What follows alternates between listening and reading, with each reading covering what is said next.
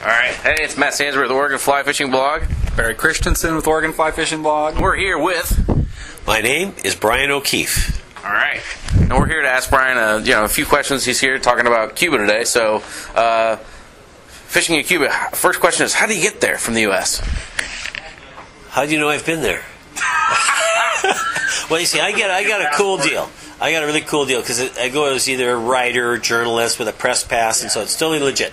It's easy. You fly down to Cancun. I went with a company called Avalon. They're Italian, but they work out of Cuba. They meet you at the airport. They put you on a flight to Havana, and you get there. They meet you there. They don't stamp your passport. You get it in a bus, and you go fishing. Cool. Sounds awesome. So, permit, bonefish, tarpon, all viable options. Definitely. Every day is a Grand Slam day.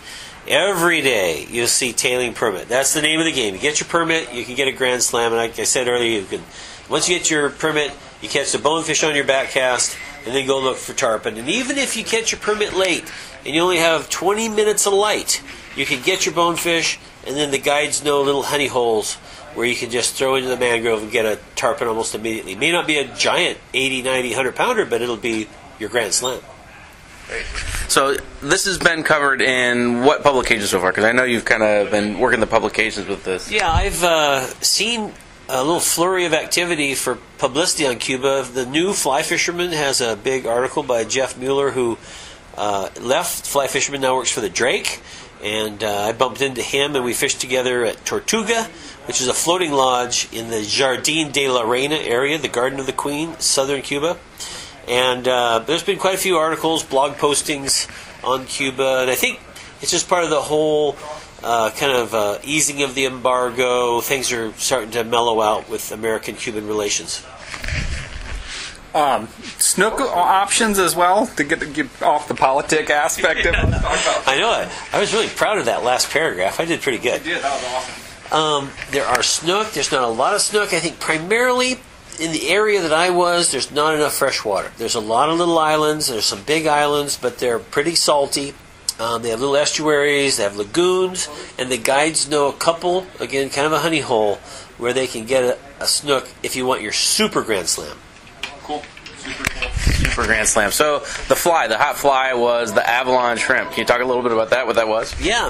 The director of the Cayo Largo fishing operation, an Avalon operation, he invented it. His name's Mauro. He's from Italy. And it's 2 pieces of natural sort of ginger-colored rabbit. It's kind of shrimp-like, has a little keel on it, so it tracks and rides nicely. It just looks good in the water. I'm not sure it looks exactly like a shrimp or not, but if you throw it in your permit, they generally will look at it, and a lot of them bite it, which is all you need.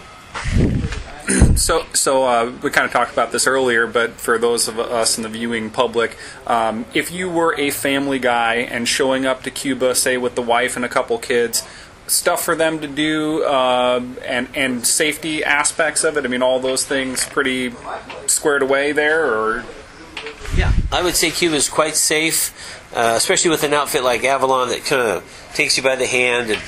And if I was doing a family trip, because we do some family reunions on little out islands in the Bahamas, and we've got from youngsters, teenagers to 80-year-olds, 3-4 generations of O'Keefes, and I'd like to see that. yeah, it's a pretty good time. And so, going to Cayo Largo, which is where Chris wants to go with a caddisfly group, that is, that's swimming pools, beaches, restaurants, just absolutely cool and beautiful place. It just so happens to be located in some of the best fishing in the world. So you've got the resort aspect and these, neat bars and restaurants, and about 150-yard swimming pool. It curves all around with palm trees in it and stuff. It's just really neat. And with the obligatory swim-up bar as well. Oh, definitely, yeah.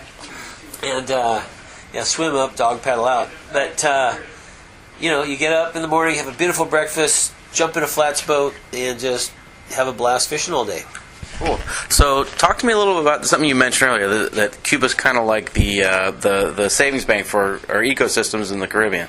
Yeah, that's really interesting because when I flew to Cancun, I went right over the big Gulf oil spill. And I saw the mile-long globs of brown goo. And I was thinking about that and how it could, if that stuff all hits the shoreline and gets on, like our flats, which would be down there, redfish, sea trout, black drum, sheep's head, real great viable fishery, how it could just be devastating.